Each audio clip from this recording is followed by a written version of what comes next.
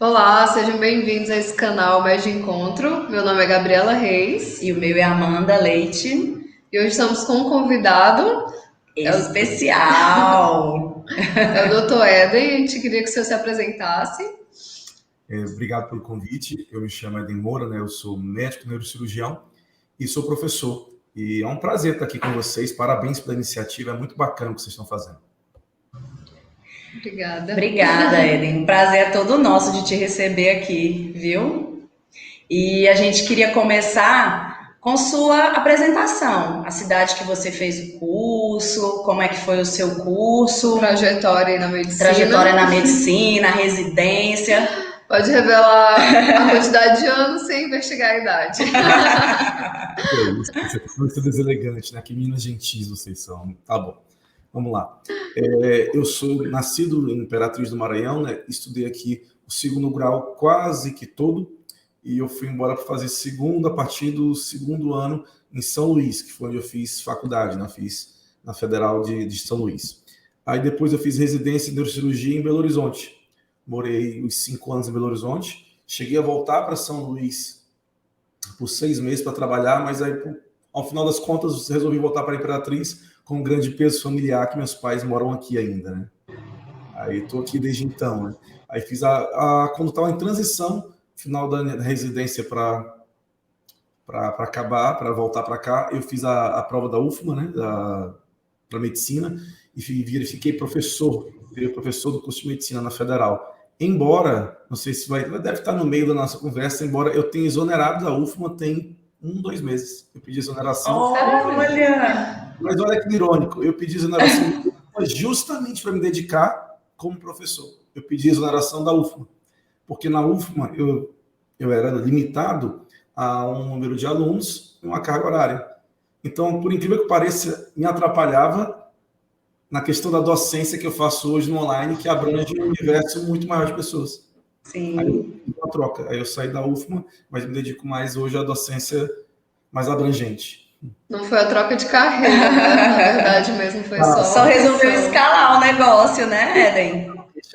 Exatamente. E deixa eu te perguntar, sempre quis ser médico? Ainda dentro da mesma pergunta, sempre quis ser médico? Olha, ou pensou em alguma outra coisa? Já pensava assim, não. Quando estava no comecinho ainda do segundo grau, ainda ponderei alguma outra coisa, ponderei direito, né, na época também. Assim, aqueles argumentos mais bobos que todo mundo dava. Nossa, você discute muito bem, vai fazer direito, tipo assim. Mas enfim. Mas aí chegou no momento do final do segundo ano, terceiro ano, que eu já tinha decidido medicina, não tinha ninguém médico na família. E, enfim, não teve nenhum grande peso de nada, não. Foi uma decisão meio que... nunca tive uma aptidão em uma coisa só, tanto que eu trabalho com um monte de coisa, porque eu gosto de muita coisa, inclusive de medicina. Aí eu decidi, engraçado, não foi em medicina, eu queria fazer neuro. Para ser neuro, eu tinha que fazer medicina. Então, tinha que fazer medicina. Eu tinha que fazer medicina. Aí tem muita coisa no meio. Minha avó, eu não cheguei a conhecê-la, mas ela faleceu por conta de um aneurisma cerebral, e minha mãe sempre carregou esse negócio, por quê, o que aconteceu, como, não teve tratamento. Aí já ficou aquilo na cabeça de neuro, de aneurisma, e foi meio que determinado que eu queria ser neuro. Medicina foi metade do caminho só. E a trajetória como professor, como é que iniciou essa decisão ou essa vocação? Você sempre quis? Ou foi os caminhos da medicina que te levaram a isso? Ou já foi os caminhos do mercado, né? Considerando que hoje você está aí no online. Olha, é engraçado. Hoje eu vejo bem claro que eu sinto muito mais prazer e aptidão com ensinar com docência pura do que com medicina. Eu gosto muito de operar, né? Eu sou cirurgião. Então, aí até certo dia, até poucos dias, que era pau a pau para mim, medicina, operar e dar aula. Hoje eu já começo a achar um pouquinho mais legal dar aula quando eu vejo a médio e longo prazo o resultado dos alunos que estiveram comigo, sabe? Eu já tenho mais prazer em dar aula. E eu dou aula desde também no segundo grau, já dava aula em cursinho, na faculdade eu dava aula. Sim, é mesmo, eu lembro desses episódios, é verdade. Escola, então assim, eu gosto demais de aula. Eu gosto demais de inventar aula, literalmente inventar. Assim, não, De onde é que você pegou isso, essa referência? Não, essa referência eu não peguei, essa referência eu criei, eu inventei. E eu brinco, olha, gente, isso aqui eu estou falando, eu estou inventando, tá? Não procurem livro, porque eu estou inventando essa informação. Enfim, aí eu adoro dar aula, assim, sempre gostei, mas como profissão, assim, nunca pude me dedicar tanto como eu me dedico nos últimos 3 anos, mais intensivamente no último ano. É isso. Muito bom. E conta pra gente, como a gente já foi saber um pouquinho mais da sua vida aí no Instagram, já acompanhou há algum tempo, como é que surgiu o Clube da Neuro? Olha só, o Clube da Neuro, que é o que eu vou chamar assim, é meu treinamento mais popular, porque todo mundo, quando me olhava trabalhando com o ensino, sempre olha apenas a parte médica. Aí ficava uma coisa muito nichada. Ah, não, é só para medicina, é só para estudante de medicina, é só para médico. E eu queria ter alguma coisa que abraçasse qualquer profissional da saúde, estudante ou profissional da saúde. Então, eu criei o Clube da Neuro, que seria uma forma acessível, abrangente, barata, de qualquer pessoa que quiser aprender neuro, poder entrar e sentir, poxa, esse cara fala para mim. O enfermeiro, o técnico de radiologia, o fisioterapeuta, o estudante de medicina, não importa. E o Clube da Neuro veio com uma pegada de falar, olha, você gosta de neuro? Você não sabe nada? Não tem problema. Aqui a gente vai falar para qualquer pessoa que queira saber em qualquer nível. Aí o Clube da Neuro surgiu nessa ideia. E fica rodando hoje. Hoje ele está com, acho que 600 e poucos alunos. 620, 630. Nossa, a expansão muito grande. Quando começou o Clube da Neuro? Eu comecei oficialmente ele, assim, vendendo, né? Foi em agosto do ano passado. Agosto tem um pouco mais de um ano. Já Agosto começou no online, então, né? Que a gente já estava.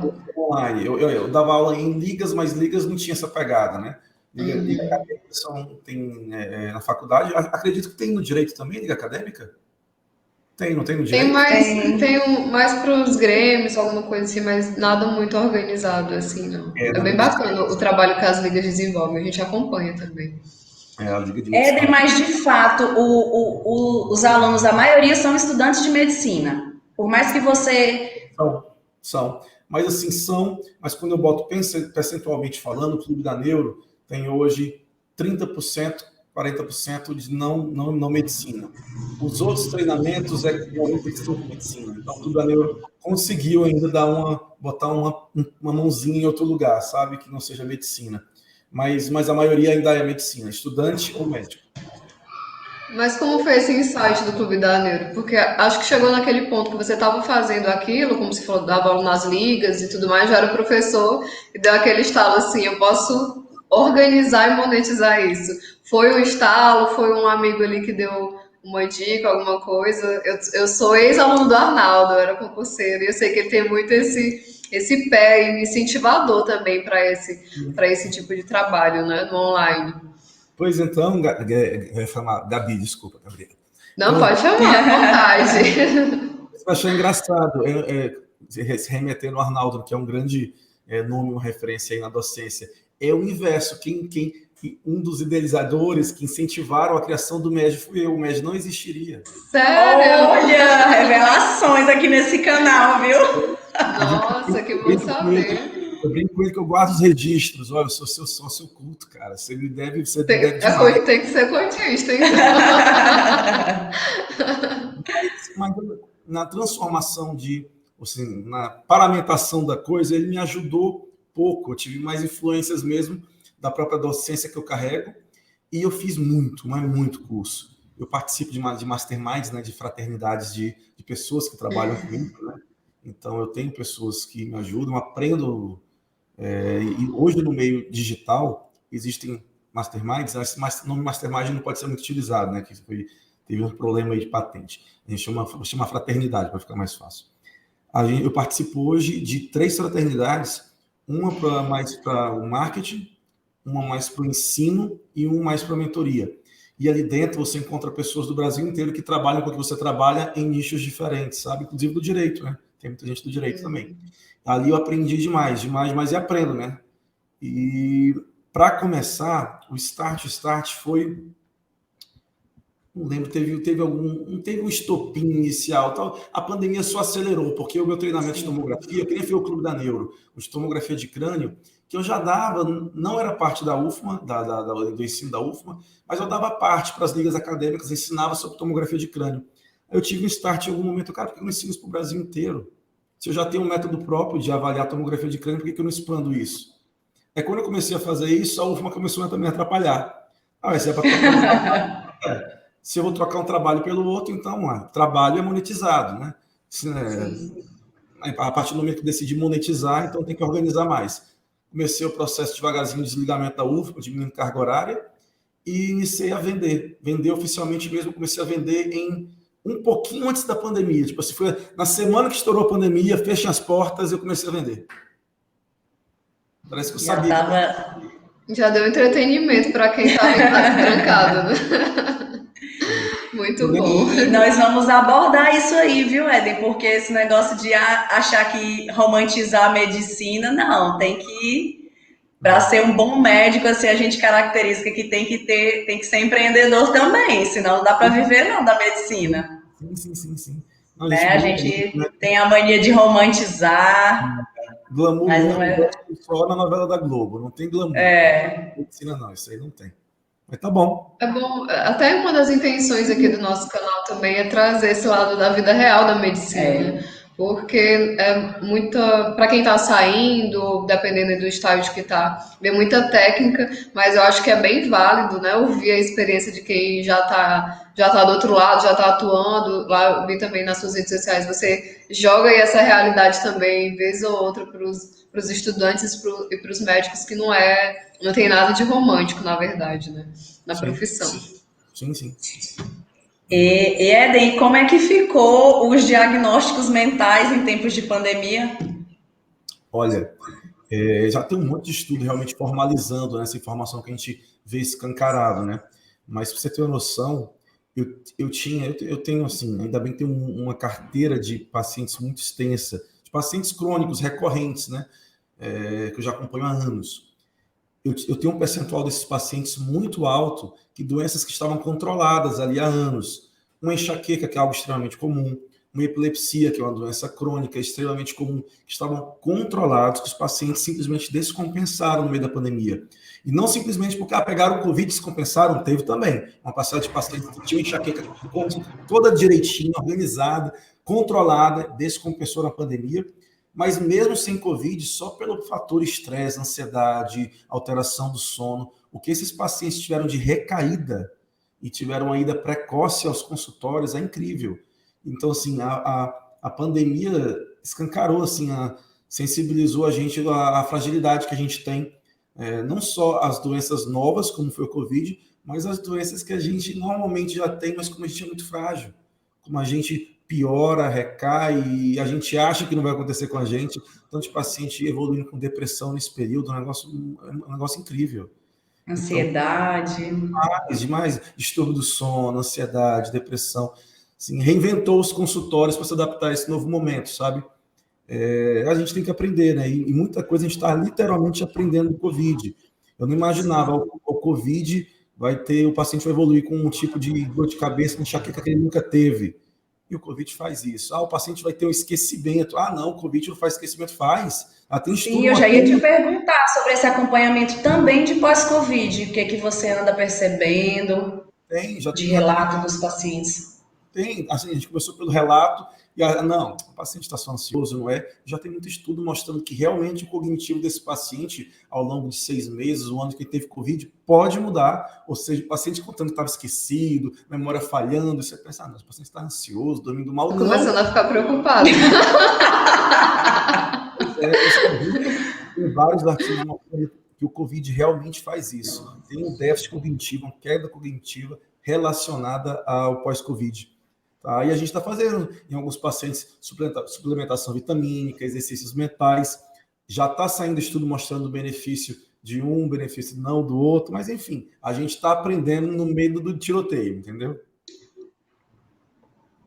Entendi. Voltando aqui um pouquinho no que a gente falou, da realidade da medicina, né? Lá no seu Instagram, você não deixa de, né, traz muito conhecimento técnico de qualidade, mas não deixa também de conversar, de se comunicar, conectar com esse seu público da realidade da profissão, né? A gente queria até que você comentasse um pouco, chamou muita atenção dos vídeos que fala, desiste da medicina, né? Essas chamadas que você faz, qual é o intuito, assim, que você... na verdade, a real mensagem que você quer trazer como profissional para esses seus seguidores, seus alunos? Decapricha nas headlines, viu? Sim, Headline. Acho muito. eu tava baixando teu Instagram, era a frase que me chamava. Olha, eu não sou da área, mas eu Falei, cara, faz realmente, alguma coisa aqui de marketing, de com negócio, certeza. porque é muito atrativo Headline as é tudo, né? frases. Mas tem que ser, né? Então, assim, a gente faz essa headline mais chamativa e intencional para os primeiros segundos de aprender a pessoa, né? Porque desista da medicina, a pessoa como assim, né? Então, obviamente que é para ser, já tem um impacto ali dos primeiros segundos da pessoa ficar. Mas, em especial, esse vídeo, e tem vários outros com a mesma pegada. É uma crítica que eu faço hoje à grande proliferação de faculdades e acaba se formando muita gente. E eu percebo muito, como eu dou aula ainda presencial e tenho esse contato com um aluno que forma, um pouco do descuido do médico recém-formado em trabalhar em locais que, a rigor, ele precisaria ser o topo da cadeia alimentar de médico. Em que sentido? Poxa, quem trabalha na urgência era para ser o cara mais preparado de todos. Porque ele vai pegar o extremo, que é alguém assim no limite, literalmente no limite da vida, com algo prévio que ele não imagina, com doenças ali junto que é extremamente difícil e ele tem que resolver muito rápido.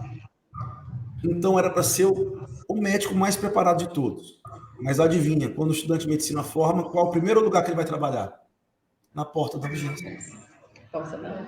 Plantonista. O que era para ser o final da fila vira a primeira opção. Por quê? Porque, obviamente, tem uma oferta maior, mas é o que paga mal sem muita pergunta. Paga mal, é de madrugada, quem já está bem estabelecido na profissão não quer, só quer se pagar bem, mas aí a instituição não vai pagar bem. Então, acaba que o médico menos preparado. E o aluno... E você sabe que o paciente, ele já sabe disso, né? Já tem esse estigma também para o paciente, que ele já sabe. Ih, mas é fulano que está no plantão. Não vou hoje, não. Sim. Se ele puder, ele deixa para outro dia. Sim. Não, e os alunos ficam incomodados. Mas só porque eu sou recém-formado? Sim, porque você é recém-formado. Assim como eu também fui recém-formado. Então, obviamente, tem dois caminhos. Ou você se prepara muito para quando formar já para trabalhar na urgência. Tem como isso durante a faculdade? Tem.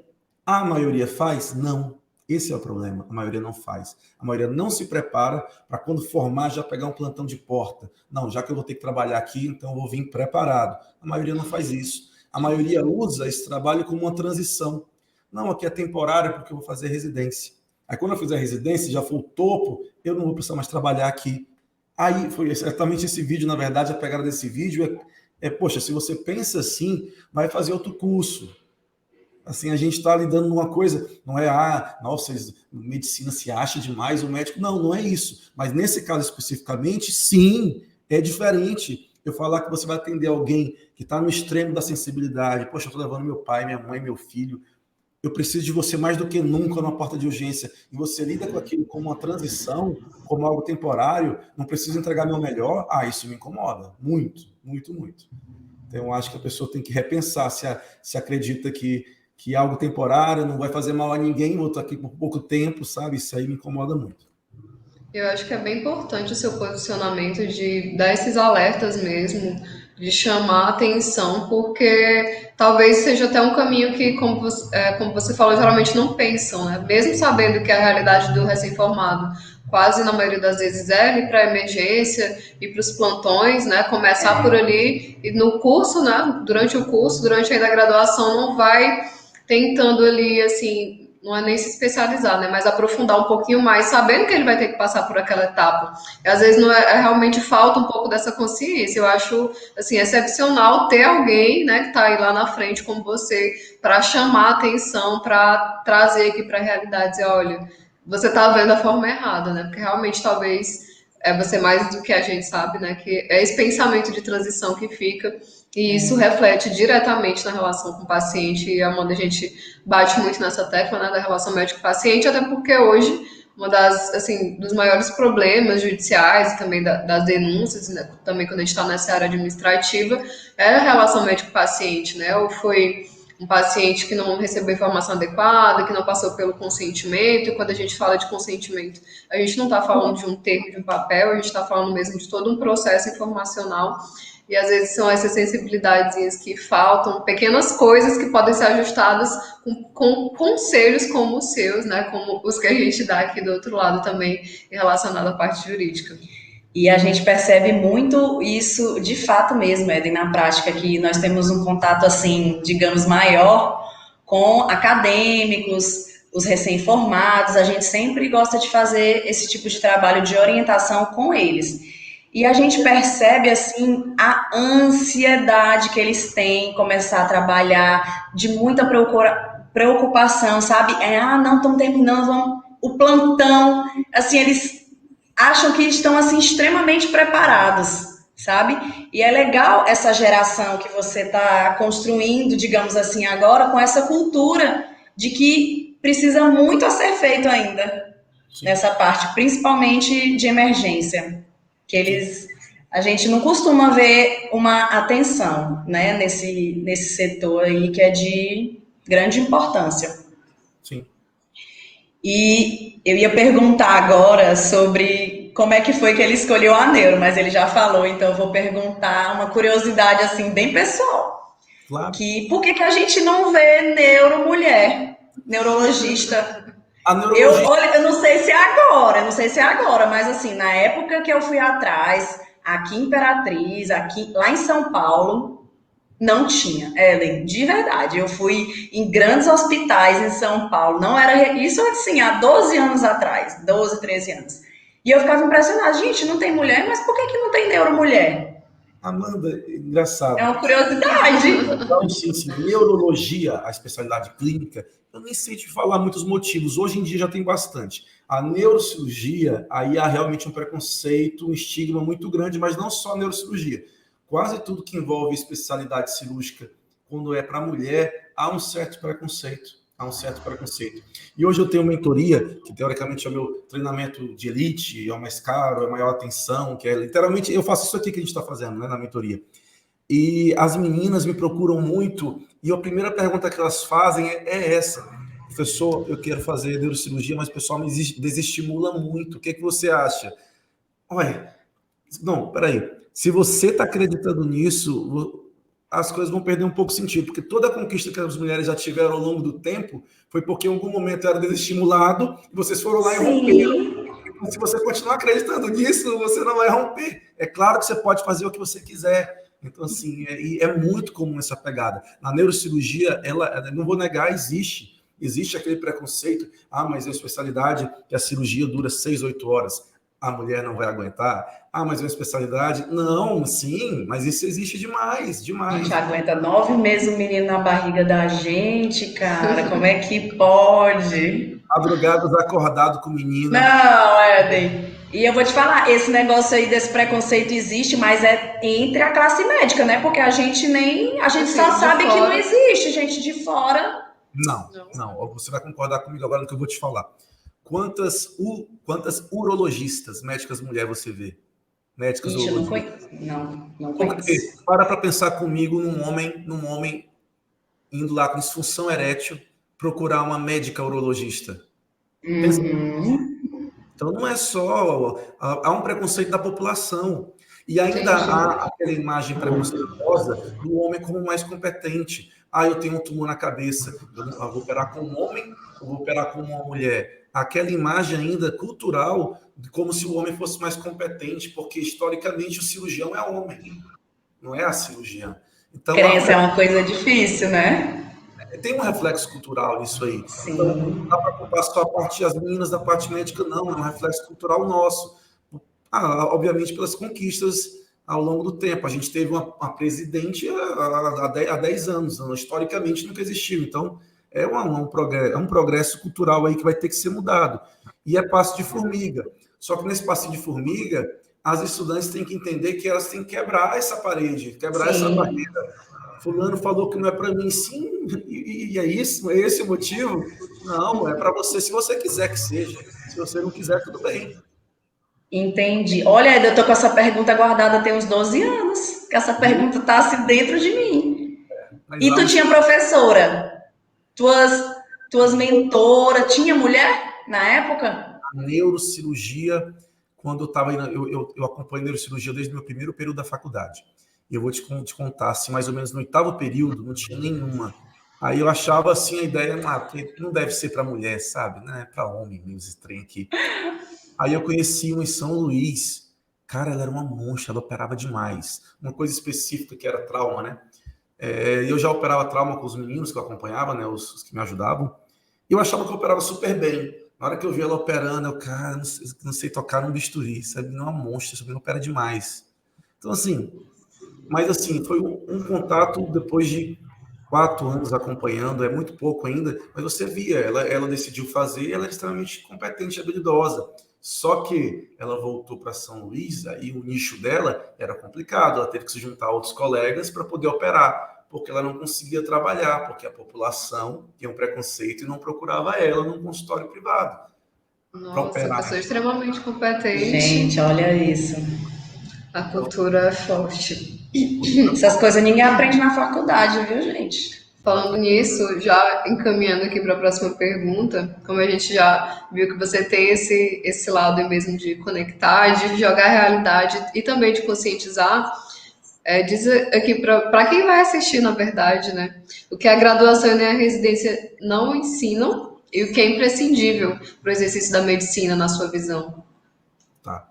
Eu vou dividir em 2 blocos aí. O primeiro bloco, e acho mais fundamental, eu sempre me perguntava muito quando estava na faculdade, essa frase, eu quero ser um bom médico, mas bora lá. O que é ser um bom médico? Ser um bom médico é dominar o conteúdo? Ok. O ser um bom médico é ser uma boa pessoa, tá? Assim, enfim. Aí, é óbvio, logo que assim, bom senso fala a combinação das coisas. Mas, na prática, vendo hoje, com muito tempo que eu já estou atendendo um consultório, para o paciente, o que mais importa para ele é a forma que ele é tratado por você. É literalmente empatia, é a compreensão, é o conforto, é a palavra. E a faculdade não te ensina isso. A faculdade não te ensina a ter a sensibilidade de ouvir o paciente o máximo que precisar, de transformar a linguagem técnica, que é vaidade, é para a gente, é uma linguagem acessível para ele, sabe? A faculdade não ensina isso. E no final das contas eu percebo que o sentido de ser um bom médico é ser o mais acessível para o paciente, sabe? Você ganha muito com isso, em todos os aspectos, em todos os aspectos. Ele não se interessa que faculdade você fez. Na minha época tinha muito isso. Eu vou fazer privada. Não, fulano que é pública. Fulano fez em São Paulo. Fulano fez Não, assim. Femelina Itempac. Exato, sabe? A galera da Itempac sofre. Sofre, hoje mudou muito. Exatamente. Não, eu sou dessa geração, sabe? Que tinha preconceito, botava camisa, foi mal, a minha federal. Eu sou dessa geração. Mas, cara, o paciente não tá nem aí para isso. O paciente não está nem aí para isso. O paciente não quer saber onde é que você fez pós, você tem mestrado, doutorado, você fez um fellow. O paciente não se importa com isso. Isso é a vaidade da nossa classe, sabe? O paciente só quer saber se você é atencioso, se você trata bem, se você se importa, literalmente, tá? Então, isso a faculdade não ensina. A faculdade não ensina a se importar, sabe? Não ensina. E a segunda São coisa... princípios assim que a gente percebe que são muito básicos, né? Básicos. Mas que não são Mas que não são feitos. A faculdade de medicina é tão técnica, que chega a ser fria, sabe? Chega a ser seca. E isso por achar que é algo que deveria talvez ser obrigação mesmo de todo mundo. Acaba que a faculdade não ensina. Esse é o primeiro quesito aí, direto. E a segunda coisa que é específica para a medicina. E a segunda coisa que a faculdade de medicina não ensina é a cuidar de dinheiro. Então, a medicina ainda é uma profissão que quando você forma, poxa, que profissão que quando forma não falta trabalho médico? Não falta. Que profissão que é essa? Que você pega um diploma e com um mês você está ganhando 20 mil reais. Que profissão é essa? Isso não existe, cara. Só a medicina te proporciona isso. Tá? Eu falo assim com uma certa facilidade. Sim. Tem outros que vão pegar o diploma e vão conseguir? Claro que vão, mas com uma certa facilidade. Ainda é a medicina que te proporciona isso. Mas mesmo assim, o que a gente vê? Estudante com 2, 3 anos de formado endividado. Assim, eu te falo isso com propriedade, eu te falo que eu faço um monte de coisas e talvez vocês não saibam. Eu sou sócio do escritório de investimentos. Eu tenho a formação de agente autônomo, nosso escritório prestava serviço para a XP, hoje presta serviço para o Nossa, que PTG. legal. Olha aí que chique, gente. Eu te falo que eu faço um monte de coisa. E eu gosto bastante de coisa. E a minha área do escritório assim, é mais voltada justamente para a classe médica, até porque se identifica mais comigo. O que você vê? Você vê muito médico trabalhando assim 80, 100 horas, Se matando de trabalhar. endividado até o pescoço. Endividado até o pescoço, vivendo uma vida assim altamente. O banco é o dono, ele não sabe. Tipo assim, não é o dono do carro, não é o dono da casa, não é o dono de nada. Então, é outra coisa que a faculdade não ensina, deveria ensinar a educação financeira básica.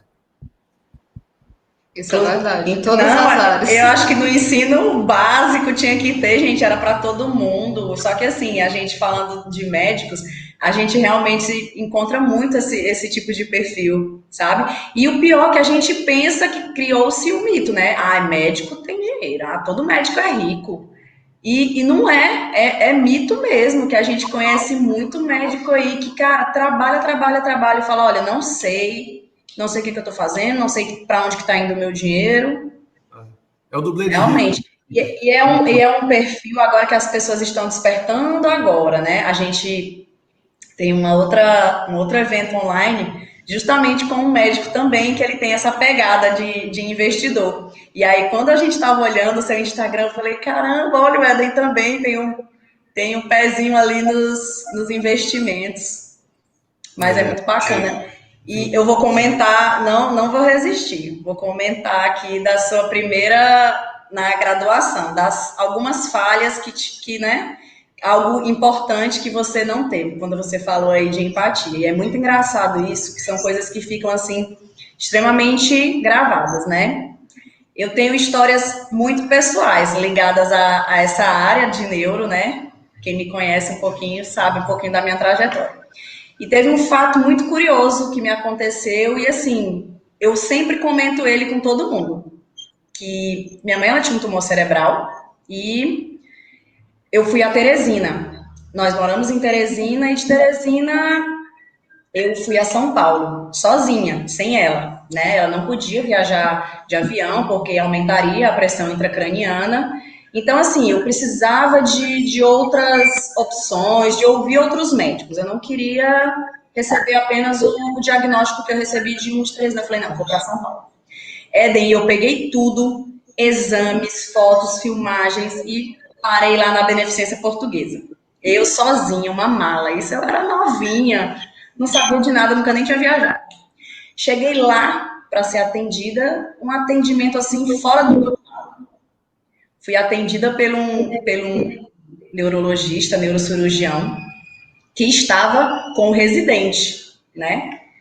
Quando eu adentrei a sala, primeiro uma receptividade assim fora do padrão, né? Que foi assim algo que me chamou muita atenção. Na época, minha mãe possuía plano de saúde, só que naquela época também médicos bons não atendiam, né? Então assim, foi tudo particular e eu lembro que na época foi tipo caríssima a consulta, muito caro. Na época era R$ 500 uma consulta. Para a época era bem caro. Hoje em dia já é bem. E assim, o fato é que eu não tinha esse dinheiro. Não tinha. Eu fui achando que o plano ia ter feito lá um procedimento, né, de transição lá, e eu ia conseguir. E eu não tinha esse dinheiro. Mas mesmo assim, eu falei, não, cara, eu vou entrar, tá na hora da consulta. Eles deixaram eu entrar, que iam transferir o dinheiro para mim. Eu sei que eu entrei. Lá, os 2 médicos me atenderam, foram muito atenciosos, sabe? Ouviram, olharam todo o material de vídeo que eu tinha levado, exames, e eu fiquei, mesmo sem a paciente, que no caso era minha mãe, eu fiquei na consulta durante 1 hora e meia. Eles lá discutindo o caso para mim, na minha frente, falando. E tá, me falaram, continuei sendo atendida depois, e quando eu saí, para minha surpresa, eu cheguei lá fora, aí eu contei para ele que tinha acontecido esse negócio, que eu tava sem o dinheiro da consulta. Cara, um médico super experiente, né? Ele já tinha uns 60 e poucos anos. O residente não, era bem novo. E ele virou para mim, Éder, eu nunca vou esquecer. Eu falo isso para todo mundo que eu converso. Que eu acho que nem existe mais esse tipo de médico. Eu falei, meu Deus, isso não existe mais. Espero que tenham feito mais médicos assim. E ele virou para mim e falou assim: a gente não ganha dinheiro dessa forma. Você pode passar lá na secretária e pegar o seu dinheiro de volta, porque a paciente nem veio. Cara, ele ficou 1h30 ouvindo tudo, discutindo o caso.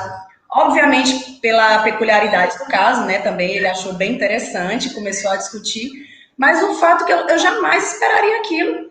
Ele me devolveu o dinheiro que eu paguei, porque não tinha dado certo o que eu tentei, eu estava agoniada, que eu, meu Deus, eu não tenho como entrar, não tenho como pagar, estava esperando. E assim, sabe, ele sentiu, eu estava numa situação de bastante vulnerabilidade, claro, ele percebeu, eu era muito nova na época, estava sozinha, com a mala, do jeito que eu cheguei do aeroporto, eu estava lá no consultório, e ele teve essa sensibilidade, sabe, de, se ele nem quisesse, ele nem precisava ter feito isso, eu fiquei lá, ele, né, o tempo dele, foi preenchido a agenda, e ele só virou e falou isso. E assim, eu reproduzo essa história para muita gente que são pessoas assim que eu quase não vejo esse tipo de, sabe? Ainda mais pelo lugar que ele estava, né? Não era um lugar que nem sei se na época atendia SUS, algo do tipo, mas assim, foi uma conduta que realmente me chamou muita atenção. E eu vivi várias situações assim, bastante peculiares no, na área médica. Então não é tão raro assim, né? Na verdade, a gente sempre conversa muito, Eden, assim, entre eu e a Amanda, quando a gente está em contato com esse pessoal que está saindo, né? Que a gente tem muito contato, tem uma mentoria que a gente destina a eles. E assim, a gente já vê, assim, a gente que está aqui do lado do direito, a gente vê que nos últimos anos foi muito judicializado, né? A medicina realmente, assim, todo e qualquer ato do médico, tudo virou erro médico, né? A pessoa não sabe, erro médico, não gostei da minha cicatriz, é erro médico. E a gente que está aqui do outro lado, a gente sabe que não é assim, né? Que tem uma série de coisas a serem investigadas e discutidas para se saber se é um erro ou não. Na maioria das vezes não é. Mas que essa relação médico-paciente, a gente, assim, mesmo que isso fuja do direito, como você está falando, é uma coisa que a faculdade não ensina, né? Não ensina e você passa isso para os seus alunos, e a gente aqui da mesma forma, que essa relação médico-paciente, e a gente hoje, em contato com essa, como a gente costuma dizer, nova geração da medicina, a gente já vê mais um resgate, né? Talvez teve uma época que culturalmente se ficou quebrou essa relação médico-paciente, né? O paciente entender que o médico não se importava e tudo mais, mas hoje eu já vejo diferente, né? Eu vejo médicos assim como você, esses que a gente tem contato, que a gente tem essa proximidade, que já resgata mais essa relação médico-paciente, e são nesses profissionais que a gente acredita também. Muito É legal. aquela medicina humanizada, né? Que a gente não sabe em que momento ela foi desumanizada, que a gente fala, né, medicina humanizada, mas em que momento não era para ser? É um processo longo, é complicado, né? Isso também envolve a cultura da parte médica agora. O exemplo que você deu, né, Amanda, foi assim, foi nitidamente um ato de se importar, né? Vira uma menina vinda do Nordeste para tentar alguma coisa que pudesse uma salvar. Retirante lá de baixo.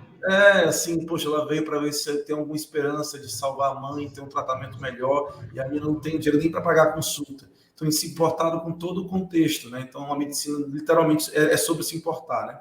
Mas a medicina houve uma transição nisso, sabe, Gabriela? Eu vejo muito, não vou dizer que é culpa, mas eu falando assim, é um fato. A medicina suplementar, ainda a parte de convênios em especial, transformou a coisa numa máquina de produzir.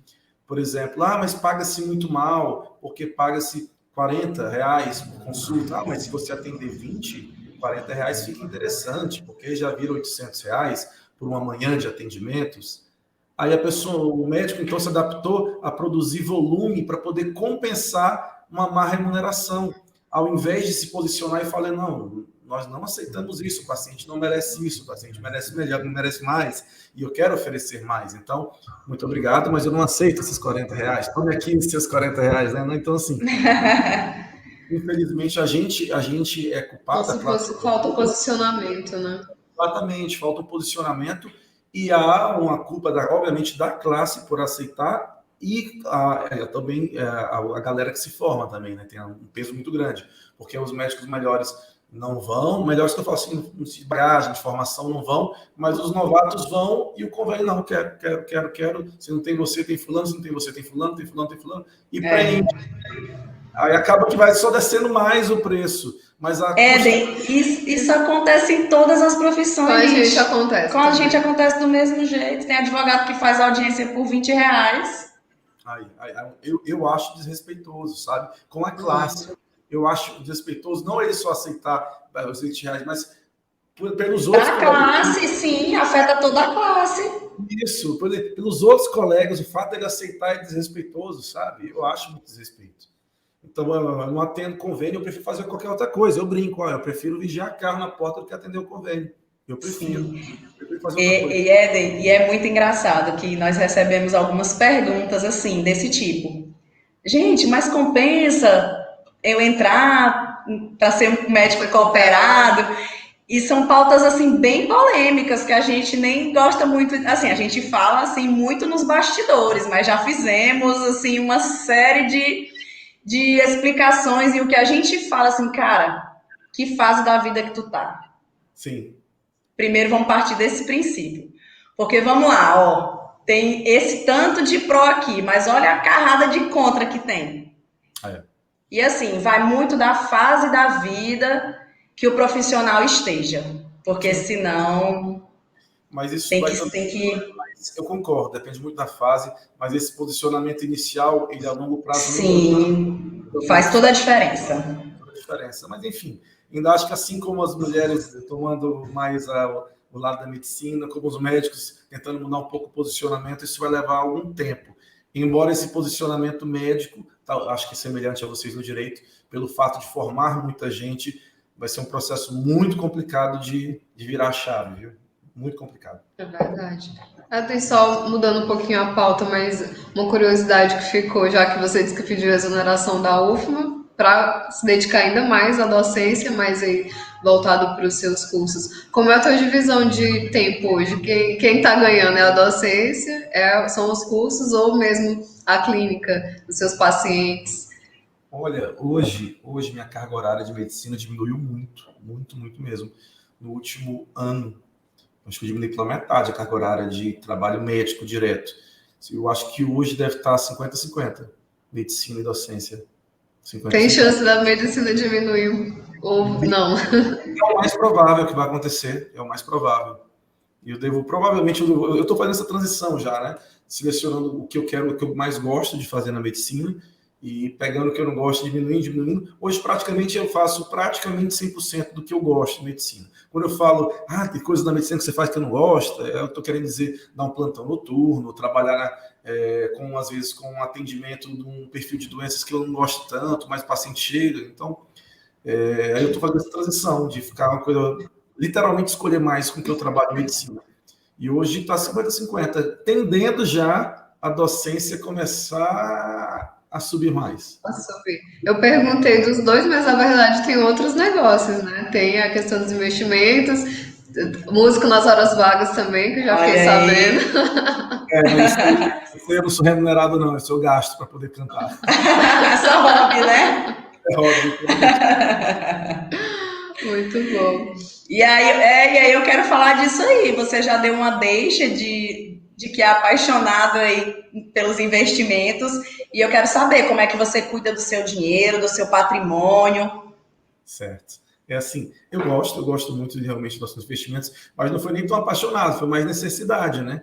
Assim, não vão achar que, nossa, ele teve essa visão na faculdade, por isso que ele entendeu. Não, eu fui para a residência também, eu realmente fui, né? Por um tempo eu fui sócio do Luciano Huck.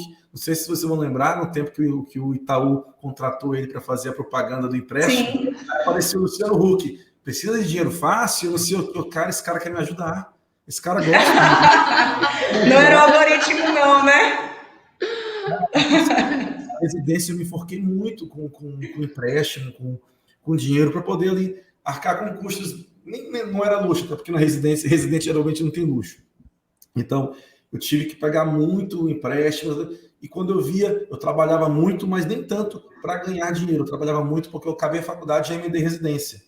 E eu fazia uma carga horária do primeiro ano de residência, eu fazia de 80 a 100 horas por semana na residência. Aí eu tinha que trabalhar por fora para complementar a renda. Então, eu já comecei ali uma bola de neve, de me endividando, até no final da residência ali, 2013. Aí eu comecei mais ou menos ali, não, peraí, o negócio tá errado. Começando a trabalhar um pouco mais, ganhar um pouco melhor, tem que organizar. Aí comecei a estudar, fazer curso, formação fora. Aí nessa de estudar, como eu realmente gosto de muita coisa. Eu sou meio desapegado com o curso. Eu tenho esse trem, eu até falei para Arnaldo Bruno, Gabriela, esses dias, que eu queria fazer outra faculdade. Cara, eu vou fazer outra faculdade. Para que eu não gosto? Ele me falou uma coisa legal, ele é Dinho. Cara, não precisa fazer outra faculdade, cara. Hoje em dia, não. Quer aprender tal coisa, faz a mentoria de fulano, faz treinamento de Faz fulano. o curso, é verdade. Não vai ter o diploma, mas o conhecimento igual, melhor, enfim, você vai ter. E realmente é o que eu fiz. Aí eu fiz as provas que tinha que fazer de certificação, fui fazer a avaliação da XP, fiz tudo na época que comecei. Coloquei, fiquei sócio do escritório de Não São foi Paulo. só de brincadeirinha, não, viu? Então, foi valendo o que tu fizeste. Foi. Mas a gente tem esse trem, né? Eu e ele, que a gente é muito amigo, né? A gente tem esse negócio, bota um negócio na cabeça, por exemplo, de casa, a gente gosta de música? Gosta. A gente compõe. Vamos fazer um CD? Vamos. Aí a gente fez o CD, vamos lançar o CD. Vocês são intensos, né? Vão a fundo mesmo. Intenso. A gente é muito intenso. O Arnaldo é uma figura. Demais. Aí é isso, a gente botou o escritório de investimentos, aí eu estruturei minha carteira de investimentos todo direitinho, estruturei da minha família, fiz a holding familiar, enfim, já... Olha aí, É isso. influenciando as pessoas que estão por perto também. Aí hoje, Organizando a vida dos no outros. começo eu ainda fazia prospecção, eu ia atrás dos clientes médicos para eu montar a carteira, só que aí isso começou a crescer muito, a minha parte de docência médica crescendo muito, aí eu tive que escolher um dos mundos para me dedicar. Aí eu me dediquei à docência médica e tenho pessoas sócios comigo no escritório, que cuidam dessa parte do cliente, né, para montar a carteira de investimentos. Isso tudo online? O escritório? O escritório era presencial, mas na pandemia, como obrigou-se a ser online, a gente percebeu que não tinha diferença ser online e ser presencial. Aí a gente deixou tudo online. Mas era presencial, a gente tinha no Aracati Office, uma sala, um escritório. Olha que legal, já deixa aí como é que é. Aí a pessoa vai lá, eu sou médica, quero que vocês tomem de conta. Aí a empresa faz esse serviço. Como é que funciona? Como a empresa hoje presta uma assistência muito personalizada, aí não tem como ser, qualquer pessoa pode chegar e entrar, não tem jeito. Porque não tem como você ter um assessor exclusivo para fazer isso que a gente está fazendo, ver quais são os seus planos, quais são os seus projetos e montar uma carteira para você. É inviável, humanamente inviável, né? Não tem matéria humana para isso, material humano para isso, então tem que ter um crivo. Realmente, o crivo, como é investimento, o crivo é financeiro. Você já tem que ter um capital mínimo para poder ter uma assessoria. Então, nesse crivo financeiro aí já dá uma filtrada na galera. Então não adianta botar, liguem para esse número que você vai ser atendido, não tem jeito. Então acaba que é um indicando o outro, e essa indicação costuma ser de pessoas que já têm um perfil no caso crivo, filtro financeiro, para poder entrar. Porque para ter um assessor direcionado, fazendo uma ligação, qual é o seu projeto, troca isso aqui por isso aqui. Entendi. Tem uma assistência maior. Aí é isso. Hoje a gente trabalha mais com indicação, um indicando o outro, mas volta e meia me aparece algum médico no direct. Não, você tem, aí eu dou a ferramenta aqui, ó, eu sou sócio, qualquer coisa vem falar comigo, mas aqui é a pessoa, e a pessoa entra no escritório e o serviço é oferecido normalmente. Muito bacana, viu? E aí, depois que tu falou aí essa questão aí da gestão do tempo, eu já sei por que não tem neuromulher. Eu já tenho essa resposta.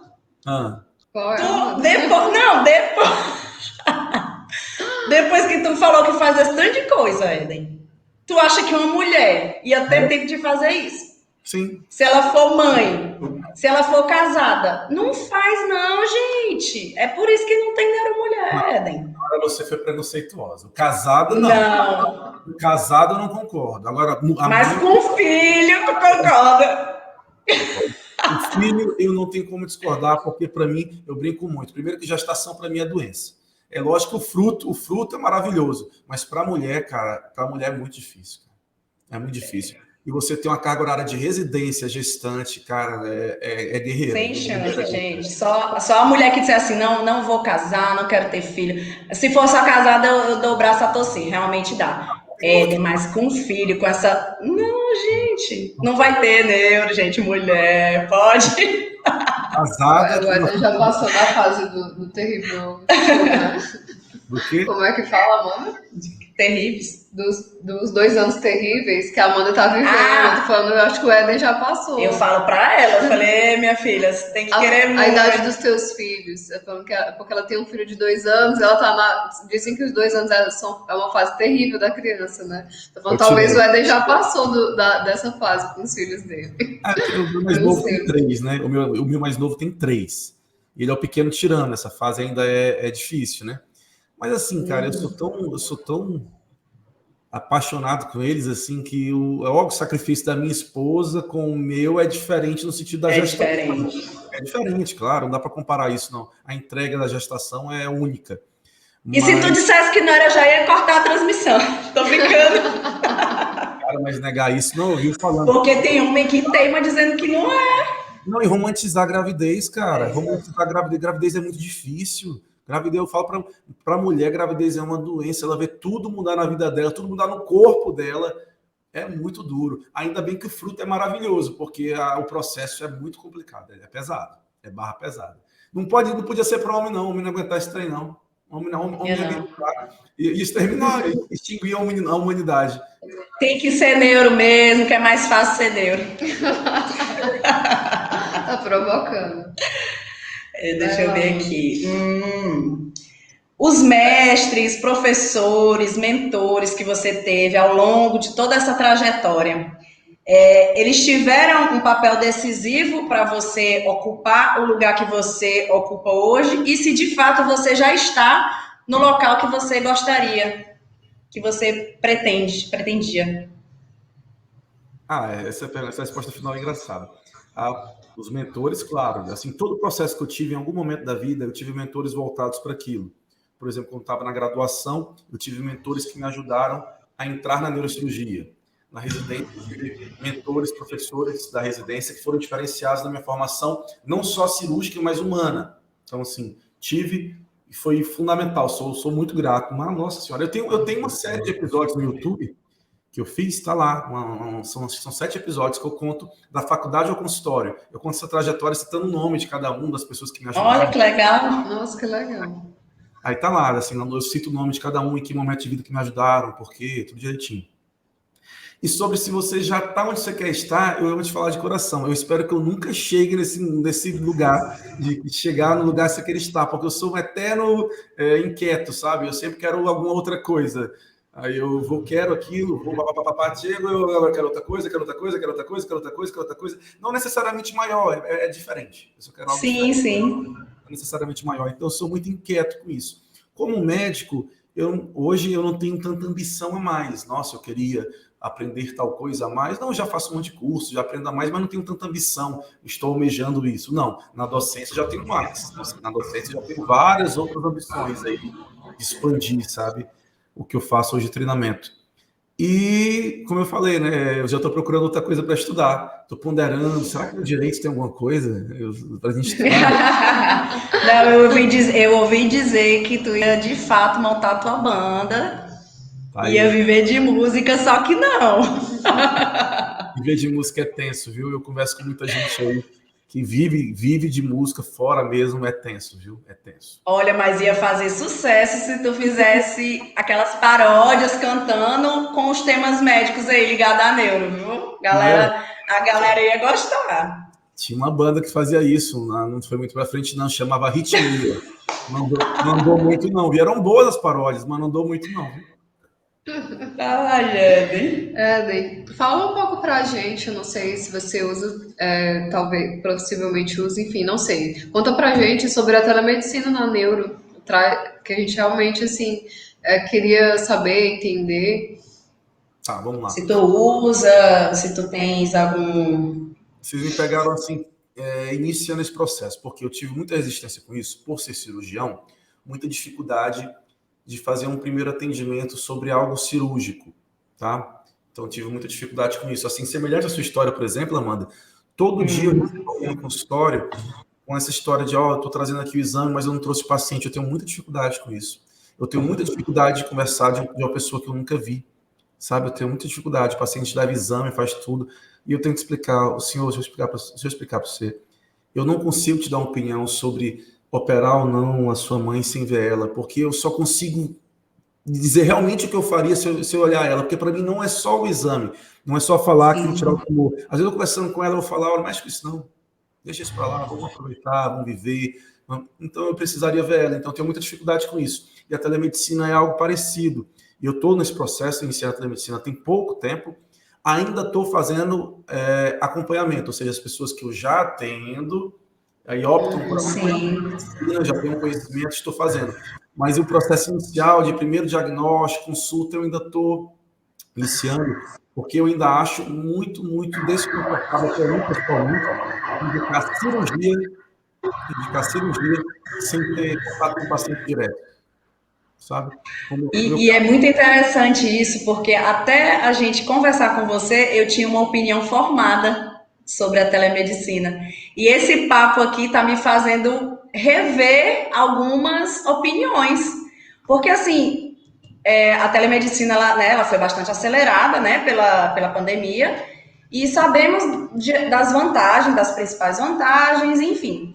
Mas é interessante ressaltar a peculiaridade dada à especialidade. Exatamente. E realmente, quando a gente para pensar na telemedicina, nessa área da neurologia, neurocirurgia, eu acho que fica bastante limitado. Eu acho um pouco complicado. Não acho que seja inviável, mas eu acho que vai ter uma limitação muito grande para você exercer plenamente a neurocirurgia e várias áreas cirúrgicas, sabe? Você indicar uma cirurgia sem literalmente palpar aquele membro que você vai operar, aquele paciente que você vai literalmente olhar no fundo do olho, porque a gente faz exame de fundo do olho, né? Olhar no fundo do olho para saber aquela indicação. Até acho que pode acontecer, tanto que eu estou iniciando esse processo, mas ainda com certo desconforto e da limitação, como você falou, Amanda, da limitação da especialidade. Alguns vão ter uma peculiaridade muito, muito alta. Porque você já vai se deparar também com a própria resistência do paciente, né? Ele mesmo já vai ter uma certa resistência. E aí fica complicado se também você já tiver, mas assim, a sua resistência é diferente da dele, né? Que você já sabe. Sim. Ele realmente não vai entender. Mas assim, eu acho que metafraseando o Jurassic Park, a vida encontra formas, sabe? Eu acho que vai se encontrar o meio do caminho aí que isso vai poder funcionar. Sim. Só que ainda, como você falou, tá tudo acelerado, então a gente está caminhando para encontrar o meio termo que funcione. E vai encontrar. E Eden, e nessa sua trajetória aí da medicina, da residência, como professor, tudo, em toda a trajetória completa, existiu assim algum caso, algum fato intrigante de algum paciente envolvendo também algum familiar, alguma coisa que te marcou em todo esse seu processo aí na medicina? Assim você fala negativamente ou marcar como um todo? Você tá perguntando? Te marcar como um todo, um caso específico de muitos que você já teve, mas você não, aquele ali eu não esqueci. Não, alguma situação? Vários. Inclusive, lá no canal do Instagram tem alguns que eu já contei. Até a headline, você que gosta da headline, tem um que mude sempre o quadro de lugar, que é um paciente que teve um tumor cerebral e faleceu, e ele me deu um quadro quando ele já tinha morrido, cara. Eu vi esse vídeo. Eu tenho esse quadro aqui em casa, né? E depois que ele faleceu, chegou o quadro dele com uma cartinha para mim na minha casa. Pô, imagina, o cara já tinha falecido, chegou a carta assinada por ele com um presente. Então, um cara incrível. E eu tenho várias outras. Tanto é que eu tenho separado para fazer um livro mais para frente as historinhas que mais marcaram, né? Olha aí, vai ser escritor também. Tem. Se fosse mulher, não ia dar conta, porque ia estar com um monte de menino. Pois eu vou te cortar agora. Para mim, eu não romantizo a gestação. Ponto. Todo o resto que é assistência, aí já acho que é cultural do pai não ajudar, que aí já não é na minha vibe. Eu sou daqueles que quem bota o menino para dormir sou eu. Olha aí, marido. Quem bota, eu faço questão, quem bota o menino para dormir sou eu. Então, assim, Uma coisa é a gestação. Gente, olha aí. Muito bom. Agora, a assistência paternal aí já é cultural de achar que larga para a mãe que a mãe cuida e o pai não. Essa vibe não é minha, não. Eu sou extremamente acolhedor. A dificuldade com meus meninos para dormir fora não é minha esposa, sou eu. Eu tenho extrema dificuldade de deixar eles sair de casa para dormir fora. Casa de vó, para mim, é difícil. Eu sou extremamente agasalhador aqui, não consigo. Tá sempre embaixo da asa. Última. A gente falou sobre o Clube da Neuro, mas explica pra gente como, assim, como é formulado, são em módulos, são, por exemplo, 3 meses, 6 meses que a pessoa consegue acompanhar a carga horária. Conta pra gente como é que tá, como é ele por dentro, assim. Deixa eu explicar como é que funciona. Na verdade, a gente chama no digital que a pessoa contém vários treinamentos e tem uma esteira de produtos, né? E o Clube da Neuro seria o produto de entrada, mais acessível, mais barato para qualquer pessoa, para você conhecer como eu trabalho. Então, você entra no Clube da Neuro, que é como se fosse um Netflix que vai assistir vários episódios. Só que são episódios que não são sequenciais. Você pode assistir a qualquer um, assistir janeiro, assistir novembro, não tem problema nenhum, não faz diferença. Porque você está falando de temas gerais de neuro. Por exemplo, eu vou falar, fiz no mês passado, quais são os sinais que você tem que preocupar quando tem uma dor de cabeça. Você não precisa saber nada de anatomia. Quando qualquer pessoa sentir uma dor de cabeça, sentir algum desses sinais, você vai procurar a urgência, procurar o consultório, porque é o sinal que preocupa. Então não importa você saber mais nada, essa aula você pode ser assistida isoladamente. E a aula do outro mês é o que você deve evitar quando tem uma crise de dor lombar. Você não precisa assistir a aula de dor de cabeça, que você pode assistir essa e vai entender do mesmo jeito. Então não é sequencial, o Clube da Neuro é contado com assuntos de neuro. Então tem o Clube da Neuro, aí tem neuroanatomia, que aí já é uma coisa mais bem nichada, que é estudar neuroanatomia como um todo. Aí a sequência dos produtos, né, a esteira de produtos. Aí tomografia de crânio, que já é bem mais nichado. E por último seria a mentoria, que eu quero aprender tudo de acordo com a minha necessidade. Eu tenho dificuldade mais com isso, com aquilo. Aí é meio que isso que a gente está fazendo, né? Só que individual, hoje em dia eu não faço mais individual, só mais em grupos pequenos, e a gente constrói todo o conhecimento aí numa trilha de 3 meses. O Clube da Neuro é assinatura mensal, você pode cancelar quando quiser. É uma assinatura, que legal. Você cancela a hora que você quiser. É literalmente uma série do Netflix. Já assisti 5 temporadas, não quero mais, vou cancelar, não tem problema. Mas aí você fica dando aulas, assim, já tá gravado ou você tá sempre atualizando? Todo mês entram 5 aulas novas. Todo mês 5 aulas novas. Todo mês 5 aulas novas. Aí os treinamentos... Gente, ele é empresário. O empreendedor realmente empreende na medicina, né? Porque, querendo ou não, é dentro da área, mas muito bacana. Inclusive, inicialmente, quando a gente cogitou seu nome para lhe convidar, lá, é alguém que empreende dentro da medicina, porque não deixa de ser, né? Sim, assim, eu utilizando-se do marketing digital, que a gente está aprendendo contigo aqui também. Inclusive, eu vou comprar esse pacote, viu? Você reparou no meu Instagram? Se você reparar no meu Instagram, em nenhum momento que você me vê em vídeo falando, ou stories, ou no meu perfil da bio, onde é que está o telefone lá, o meu endereço de atendimento, o meu consultório fica onde? Essa informação não está lá. Essa informação não está lá. Eu não divulgo meu trabalho como médico lá. Meu trabalho no Instagram é um trabalho como docência, né? Mas engraçado, eu recebo por dia, 3 a 4 pacientes novos originários do Instagram, que me viram no Instagram e por isso estão lá. Mas, nossa, meu contato não está lá do consultório. Esse paciente, ou ele vai no direct e me pergunta, e eu já tenho a respostinha própria, muito obrigado, tá aqui o contato para mais informações. Ou o paciente vai no Google e pronto, e acha, acabou. Uma maneira muito mais interessante de ter paciente. É o caminho do marketing, né? Que você consegue ser visto como referência à autoridade na sua área, mesmo que o público que você quer comunicar não sejam pacientes, né? Você quer comunicar com seus alunos, mas as pessoas entram e olham e lhe tornam referência por isso, né? Porque, de fato, você está desenvolvendo um trabalho ali de excelência. Muito bom mesmo, Éden. Muito interessante a sua abordagem. E a última perguntinha. Porque, gente, eu nem vi que passou já 1 hora. Foi tão rápido. Não preocupa, não. Éden, o que assim, você nunca tinha parado para pensar e nem perceber e percebeu agora durante a pandemia? Alguma coisa. Percebi tal coisa agora, depois da pandemia. Ah, boa, tá. Eu não tinha lembrado, realmente, tem uma boa. É tanto que eu até falei, a gente comentou há pouco, que eu inverti um pouco minha carga horária, porque eu segui muito aquela ideia de o princípio de Pareto, né? A maioria das coisas que você Sim, faz talvez não sejam tão importantes. Se você descobre o que realmente é essencial dentro das suas atividades, se concentrar só naquilo, você otimiza seu tempo. Então eu consegui, ano passado ainda, tudo planilhado, isso assim, profissionalmente falando de trabalho, o que realmente responde ao meu resultado em todos os aspectos. Resultado financeiro, resultado de prazer, resultado de tempo, o que importa para mim, o que realmente me ocupa. Era muito pouco.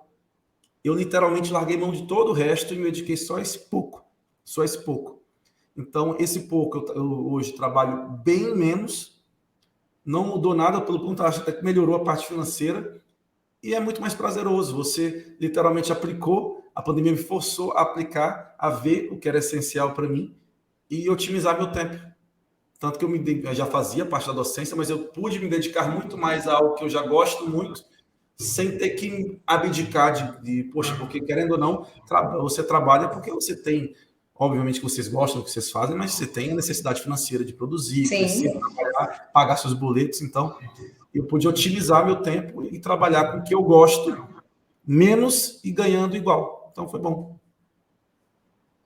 Olha, eu queria dizer para vocês que isso aqui não é uma aula, isso aqui é uma mentoria, viu? Inclusive, eu vou rever várias coisas aqui da minha vida. Conteúdo Princípio de Pareto. gratuito de qualidade. O princípio de Pareto e a matriz de Eisenhower é vida, né? Sim. Você entende, você muda tudo. Ai, gente, como é bom, né? Esse tipo de conversa com pessoas assim. Eu tô lendo Éden, o livro Essencialismo, ele essencialismo. fala bastante, né, sobre isso. Eu Sim, sim, tô, sim. eu tô precisando me aprofundar, porque realmente passando por esse momento aí de focar no que realmente é importante. E é difícil, sabe? Quando a pessoa entende que é importante, a pessoa tem dificuldade, mesmo assim, eu tenho dificuldade de largar. É crença limitante, né? Mas vou largar mesmo aqui. Sim. É o medo, né? Ele te limita. E a pessoa, depois que larga e vê o resultado do que precisa, ela, meu Deus, como é que eu não fiz esse trem antes? É verdade. É um certo grau de maturidade também, é um conjunto de coisas, né? Sim, faz parte. É, depois a gente queria te agradecer. Foi um prazer. Eu não sei nem por que já vai acabar, né? Porque eu tinha mais assim umas 10 perguntas. Fica à Mas foi vontade. muito bom. Muito bom mesmo o nosso papo. Dei prazer conversar com você, porque a gente acompanha ali do Instagram, mas não tem noção de 10% do que você é, do que você faz de verdade. Muito bom mesmo o nosso papo. Obrigada pela disponibilidade aí no meio da tarde. E acho que haverão outros convites, viu? Com certeza, viu? Estamos também aceitando convites, viu? Por favor. Você que está na frente da docência, ouvi falar, não sei o que, alguma coisa jurídica, direito médico, ética médica, biomédica, pode chamar a gente que a gente vai lá, que a gente ama essa parte também de falar, né? Quem sabe aí a gente chegue ao nível do nosso curso, né, Amanda? É, Legal. foi uma verdadeira mentoria. Gostei demais. Obrigado. Bastante enriquecedor. Muito obrigado pelo convite e parabéns a vocês pela iniciativa, né? Pouca gente dá literalmente a cara a tapa de eu quero falar, vamos É, não é fácil não, viu? fazer, vamos conversar sobre isso, mas os pioneiros são sempre respeitados, admirados, né? Vão ter seu nome gravado na história. Parabéns, meninas. Realmente o que vocês estão fazendo é muito legal. Espero que vocês tenham o resultado que vocês desejam e que inspirem outras pessoas, né? O que eu mais adoro fazer hoje na docência é justamente o poder da transformação. Ver lá na frente as pessoas que a gente impactou. Espero que vocês atinjam os objetivos que vocês desejam e que também impactem outras pessoas, né? Espero muito. Sucesso para E é vocês. muito isso, viu? Porque eu me senti extremamente inspirada em você. E aí eu acho que a pessoa que assiste a gente também, poxa, olha que legal, também se sente, e vai, né, gerando aquele circuito de inspirando e sendo inspirado. É muito legal. Gente do bem, né? Muito, muito obrigada, Eden. Tenha Obrigado. um bom restante de tarde, foi um prazer imenso, viu? Quando sair o vídeo, a gente te avisa. Obrigada, tchau, Tchau. tchau.